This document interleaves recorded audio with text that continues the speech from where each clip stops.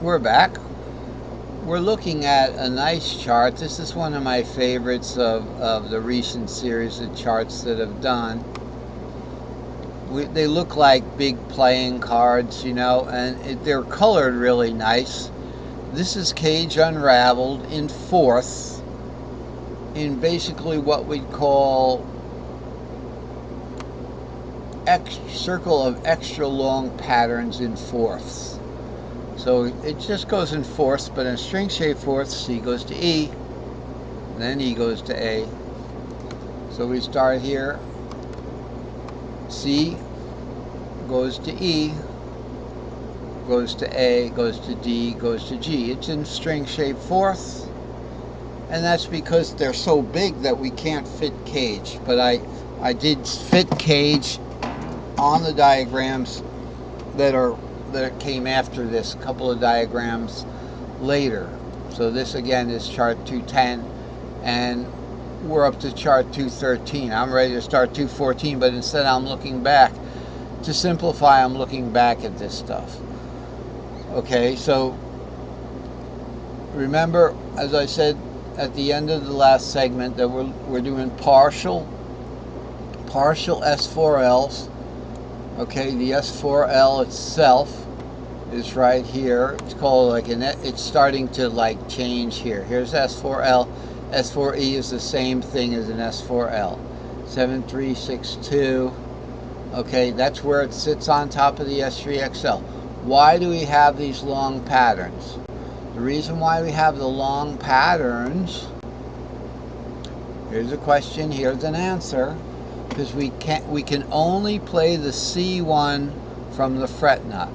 You can't play this, this, this, or this one. You can't play any of them from the fret nut or a capo. So let's look at, so of course we can play the short pattern or the long pattern in the C. Let's say this was your fret nut here. So these would be your open strings, don't worry about this.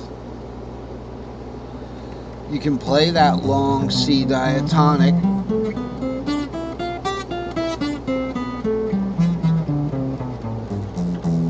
You get everything there. You get the D minor arpeggio in there, you know.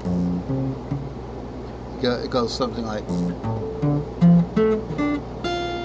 you get the E minor arpeggio, 3, 5, 7.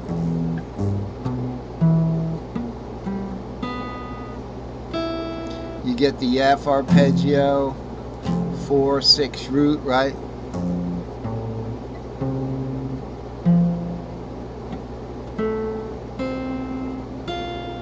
You get the G, which is 5, 7, 2.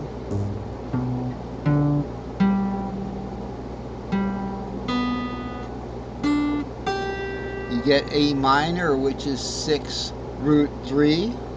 So we start on, in this case, 3, so it's 3, 6 root 3.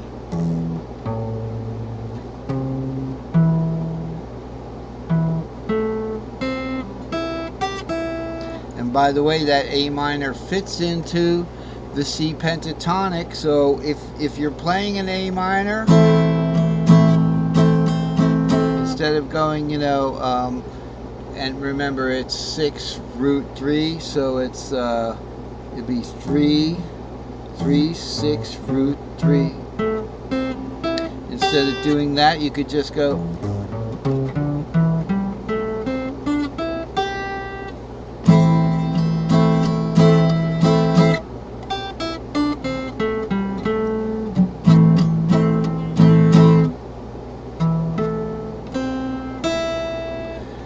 So you can play the major pentatonic off of the minors, but if it's the relative minor, you know, the natural minor of the root chord, you can also play the diatonic there. And if you start it from one of the members of that minor chord, it sounds good.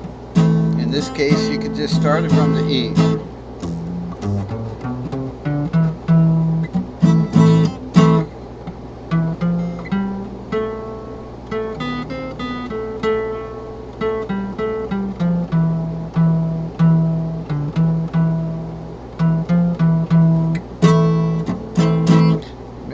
part. You can't do that in a pentatonic. The pentatonic of the C is, you don't get that fourth and that seventh.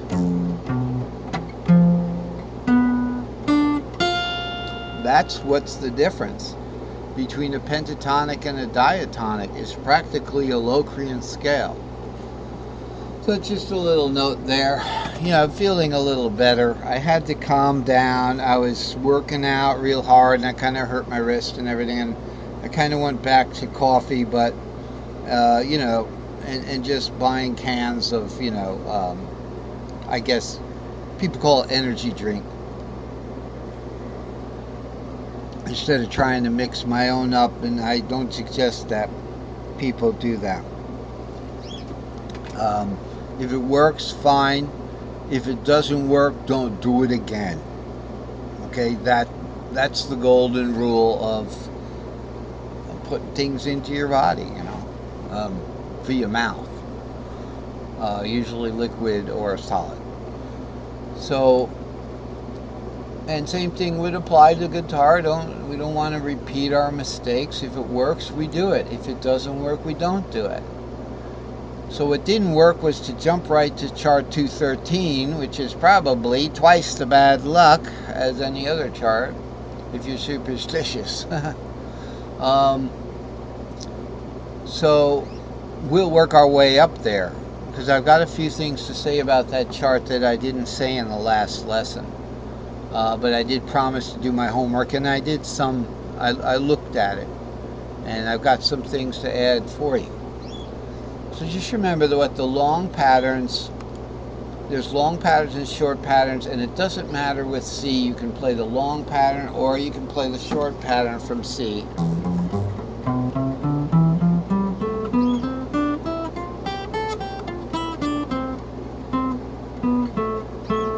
That's a long pattern. Okay.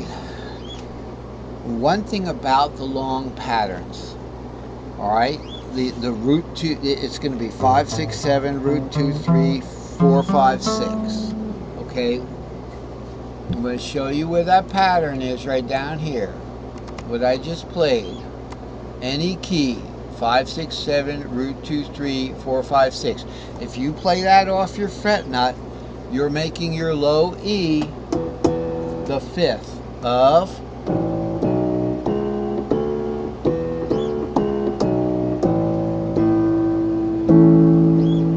A. So you're playing an A if you play it 5, 6, 7 from your low fret nut.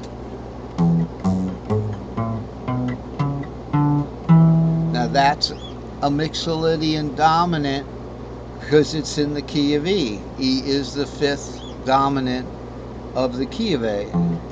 But if you start in A,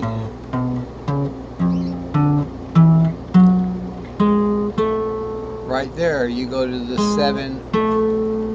7 root right here. Let's look at that. We did the long pattern, and then we go to the 7 S4L. So here's a long pattern here, root 2, 3, 4, 5, 6, then to the 7 root 2.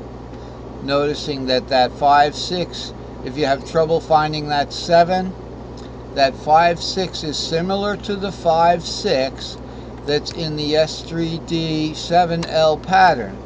So it's 5, 6, 7 root 2 there. Why shouldn't it be 5, 6, 7 root 2 here?